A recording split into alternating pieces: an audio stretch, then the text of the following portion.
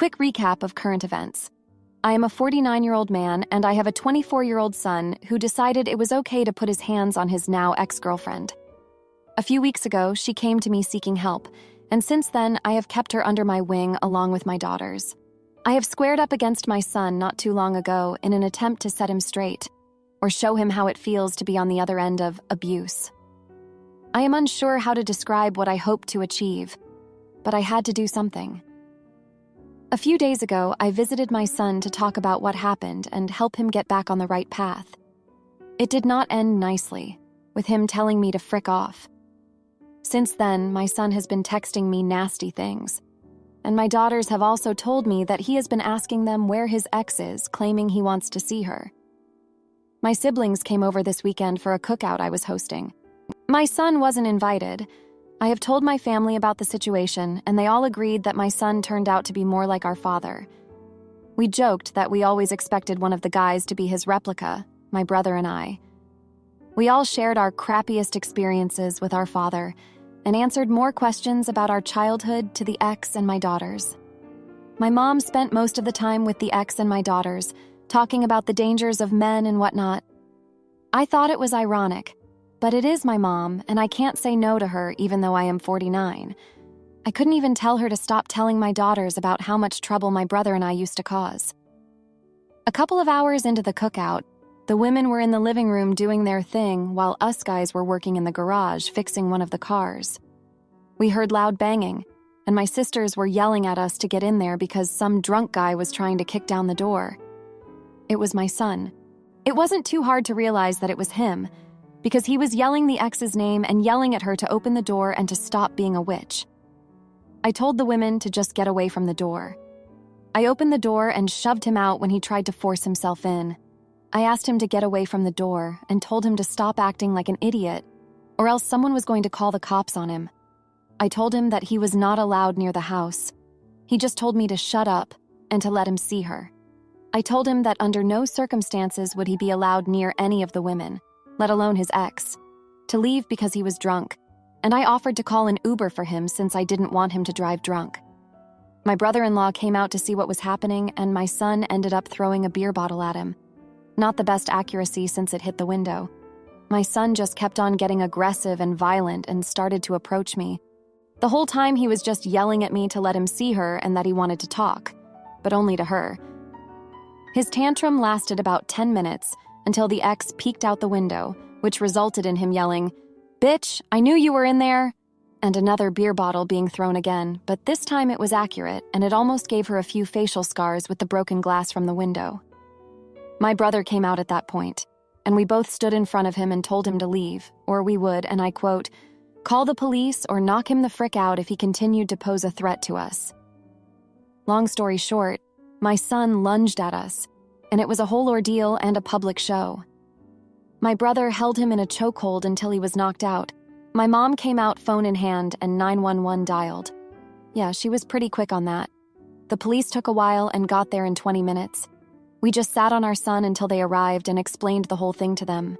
Everyone gave their statements, and I gave the police the Ring camera video as further proof. My son was put in cuffs and taken away.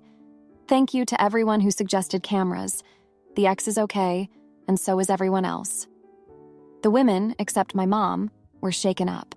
We went back inside and cleaned everything else, and it was awkward, but we moved on from the incident.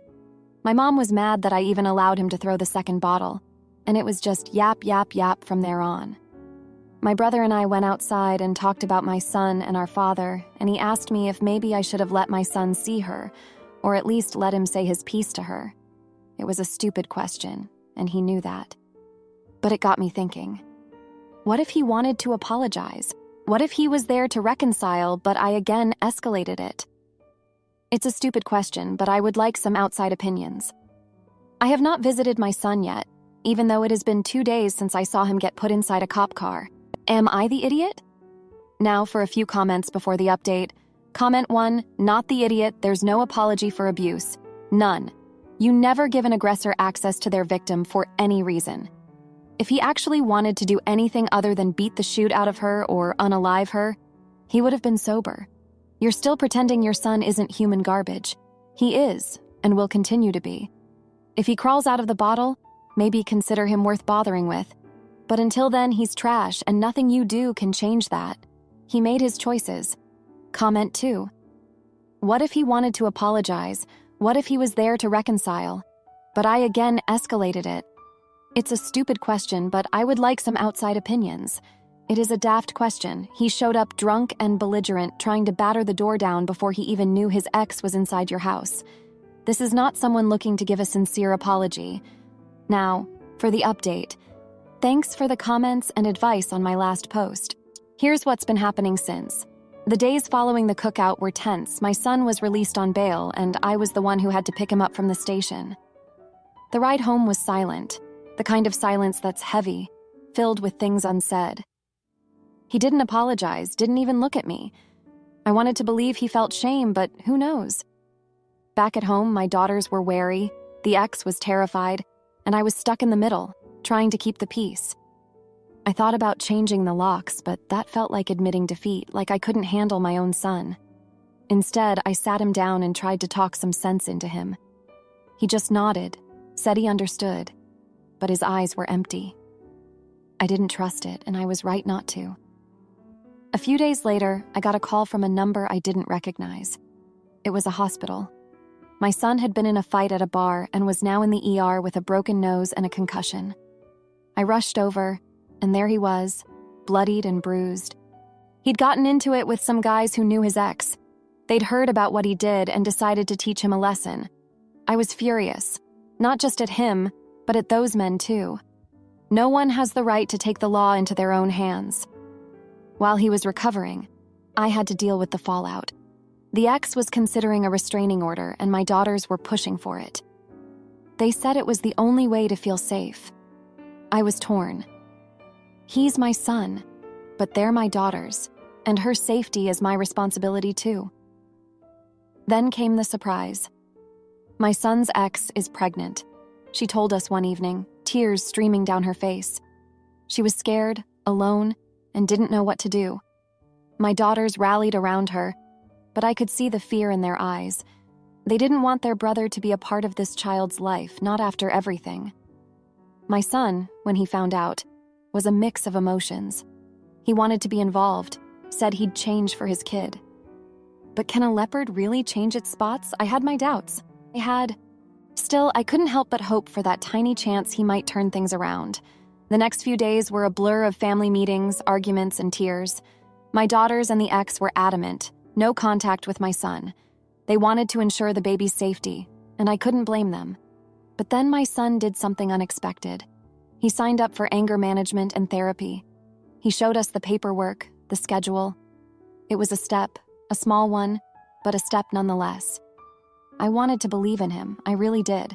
But then, late one night, I caught him sneaking out. He said he was just going for a drive, needed to clear his head. I didn't believe him, and I followed him. He drove straight to his ex's new place, the one she'd moved to for a fresh start. I watched from the car as he just stood outside, looking up at her window. He didn't do anything, didn't try to get in. He just stood there for the longest time before he finally walked away. I wanted to confront him, but what would that achieve? Instead, I went home, feeling like a failure. The next day, my son came to me, bags packed. He said he was leaving, going to stay with a friend. He needed to sort himself out, he said. I didn't stop him. Maybe this was for the best. Maybe this was him taking responsibility. Or maybe it was just another way to run from his problems. So here we are, 2 weeks later. My son is gone, the ex is still under my roof, and my daughters are looking at me like I should have done more. And maybe they're right. I keep thinking about that night, watching my son outside her window. Did I make the right call not stopping him? I don't know. I just don't know. Thanks for reading. My absent mother shows up high on my 21st birthday after years of neglect, so I expose her lies in court and watch her lose everything. My mother, if you'd like to call her that, was absent for the first 11 years of my life due to her addiction. She got clean a year later, she was using secretly, and then relapsed fully when I was 17. I always used to cry myself to sleep, wondering why pills were more important. All she had to do was choose us and say no. But she would never do it. We were never good enough for her to stay clean. Why do I feel like I lost something that I never had? Fast forward to now, I'm 21. I have accepted that all I have are pictures of my mom, and I'll never have a real one. But every time I picture her, all I feel is pain. In fact, all 8 of us will never have a mother, except for the youngest, who's adopted. The second and third youngest are in foster care, even though they aren't my dad's. He is trying to adopt them to keep us all together. Anyway, it was my 21st not too long ago. My mom stumbled in, and you could immediately tell she was on the come down, rambling to anyone who would listen about how she raised us, how she loved us, how she cared about us, and how many fathers snatched that away from her. I walked right up to her and with a 20-year dialogue of pain, anger, and everything I wanted to say, scream at her. I'm in a room with a parent that I barely know. You'll say to anyone that you're proud of me, but you don't know me. You should have been there when I graduated, congratulating me and telling me you loved me. But you were strung out on drugs, telling me you love me. But it isn't real. If you really cared for me, then where have you been? You've had over 25 years to get your shoot together and be a mother. You should have been there for us. I don't get it. I am humiliated. We needed you. I need you. We were too young to understand. I was nothing but a kid who couldn't understand. All I feel is pain when I look at you and think about you. Just do us a favor and end our suffering and finally overdose.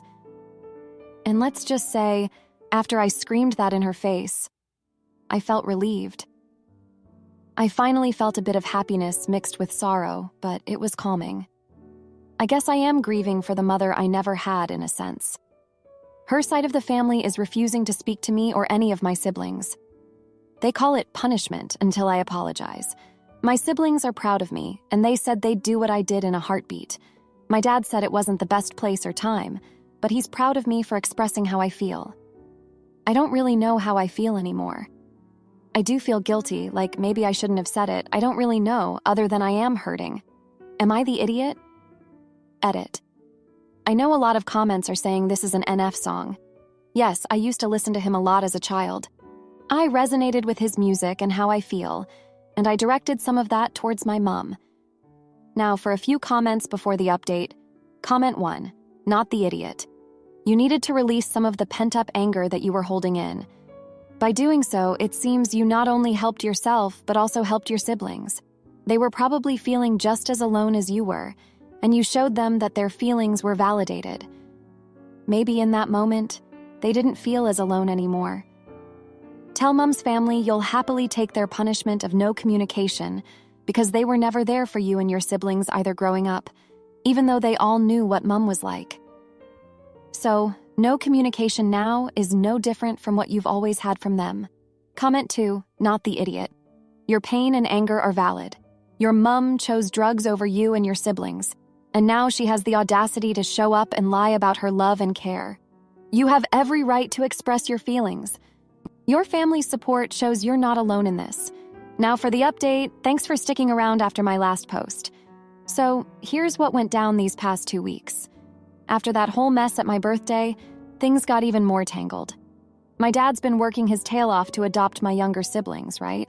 Well, turns out their bio dad, who's been out of the picture for years, suddenly shows up.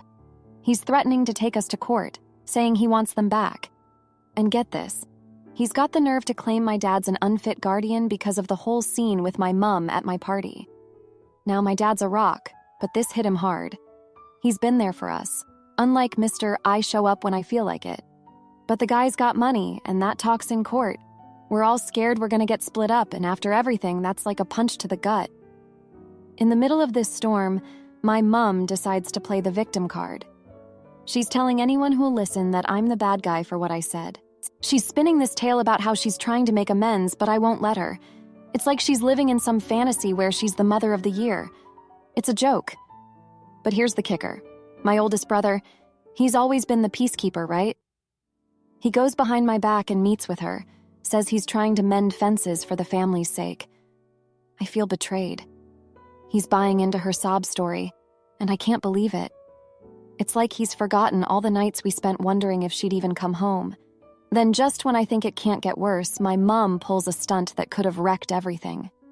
She shows up at the foster home where my siblings are, high as a kite, causing a scene. The foster parents are freaking out, the kids are crying, and the cops get called. It's a mess.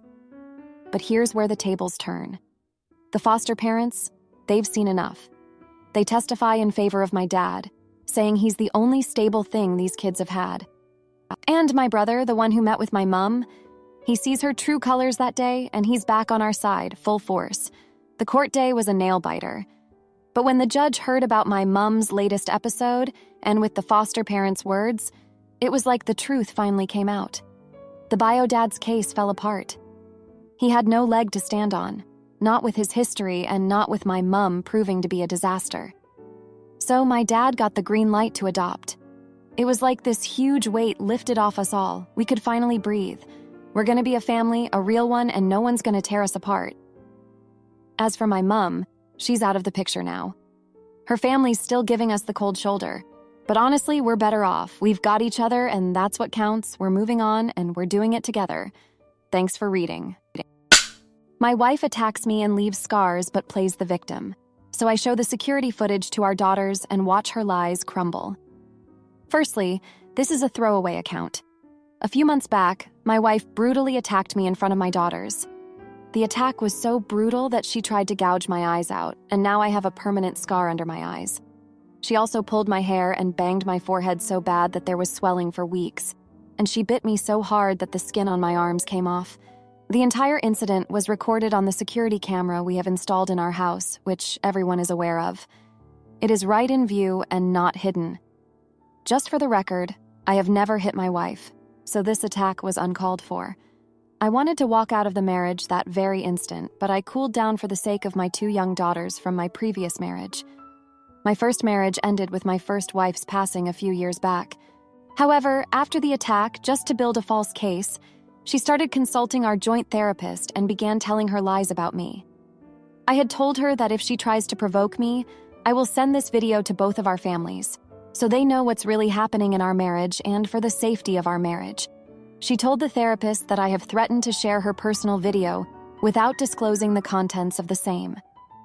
Generally, everyone assumes the content of the video may be intimate in nature. However, a couple of months back, she again provoked me, and this time I actually sent the video to our families. To save herself, she called the cops on me and tried to frame me in a false domestic violence case. The cops simply left as they saw no evidence of any abuse. Being so disturbed, I contacted the Child Protection and Support Agency, and they arranged a session with our joint therapist. During our session, the therapist was shocked that she is building her case on a web of lies, and also mentioned that she did mention about some video but never disclosed what was in it. At that time, out of frustration, I simply showed her the video recording of the attack, so she is in a better position to counsel me. Now, after the advice of counselors, friends, and family, she has agreed to physical separation within the house to cool things down and see if something can be worked out for the sake of our daughters. However, she is accusing me of being in butt for sharing the video of the attack with family and the therapist. Am I the idiot? Update. Many folks are saying I need to leave. I have taken legal opinion on this, and since I own the property, I cannot leave as this will look bad on me. It may be considered that I have abandoned my property or I am a deserter, and also the bigger question would be, if you have done nothing wrong, why did you leave your own property? Hence, I cannot leave, and I have to stay put. Also, as a married man, I am legally bound to provide a place of residence to my wife. Anyway, the present situation is pretty much in control. I lodged police complaints against her, and most importantly, even her brother has drilled into her mind that what she did was beyond wrong, and to salvage anything, she has to surrender unconditionally. So for now, the situation is under control. Now, for a few comments before the update. Comment 1. So your wife physically assaults you in a very brutal fashion in front of your daughters, and instead of getting yourself and them away, you stay. I would take those children away from both of you and put them in a safe environment. How could you stay with her? You should have left and taken your children with you. You should have had her arrested. Comment 2. Nope, not the idiot. Not only is she a piece of shoot aggressor, she pretty much forced you to share that video to defend yourself against her false narrative. I hope you can get yourself and the kids out ASAP. I'm sorry you've had to go through this. Now, for the update, thanks for sticking around for an update. So, the situation took a turn for the worse last week. My wife, let's just say she's been acting strange. She's been too quiet, too calm. It's like the calm before the storm, you know? And then, out of nowhere, she drops a news. She's pregnant, and she's saying it's mine. Now, I haven't touched her since the attack. There's no way that baby is mine. But she's been telling everyone who will listen that it is. My family, her family, our friends. She's painting me as the bad guy who's abandoning his pregnant wife. And the worst part? People are believing her. They're looking at me like I'm some kind of monster. I've been trying to keep my cool for my daughter's sake. They're confused and scared, and I need to be strong for them. But it's hard. It's like I'm living in a nightmare. Then, 2 days ago, I get a call from my lawyer. He's got news. Turns out my wife had a secret bank account. And not just any secret account, but one filled with a lot of money.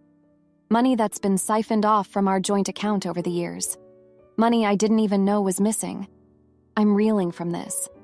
It's like I don't even know who she is anymore. And it gets worse. She's been using that money to pay for a private investigator, to follow me, to dig up dirt on me, to build a case against me for the divorce she's planning. She wants full custody of my daughters, and she's willing to do anything to get it. I'm at a loss. I don't know what to do. I can't just leave my house, my daughters. But staying here with her, it's like living with the enemy. And now with this pregnancy, she's got a new weapon to use against me. I've been talking to my lawyer, trying to figure out a plan. But it's tough. The law's on her side in a lot of ways. And with her brother backing her up, it feels like it's 2 against 1. But then yesterday, something happened, something big. My oldest daughter came to me, tears in her eyes. She told me she overheard her stepmom talking on the phone. She was saying how she's going to take me for everything I've got. How she's going to make sure those girls never want to see their father again.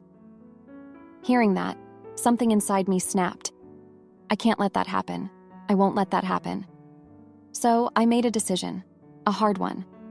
I went to the police, I showed them the video of the attack, the bank records, everything. I told them about the pregnancy, the PI, all of it. And now, we wait. The police are investigating. My lawyer's building a case. And I'm trying to keep it together for my daughters.